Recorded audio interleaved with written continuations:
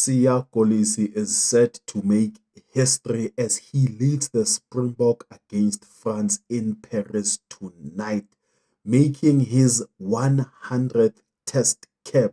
Now, this milestone achievement is a testament to Kolisi's remarkable journey from his humble beginnings in Zwede Township to becoming a global rugby icon. Now, Kolisi's appointment as captain in 2018 made him the first black skipper of the Springbok, symbolizing a new era of inclusivity and unity in South African rugby. Now, under his leadership, the team has achieved unprecedented success, including back-to-back Rugby World Cup titles, Rugby Championship victories, and a British and Irish Lions series. Now, the Springbok coach, Orasi Erasmus, has praised Kolisi's humility, leadership, and dedication, stating he's a level-headed player who won't let the occasion overshadow his focus.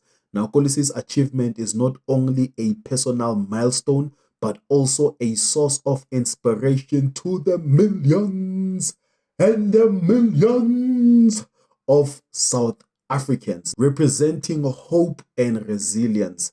Now, the match against France is highly anticipated, with the hosts seeking for redemption after their loss to the Springboks in the 2023 Rugby World Cup quarterfinals. The Stade de France will be electric, with Kolisi's family, including his ex-wife Rachel and their kids, in attendance to witness this special moment.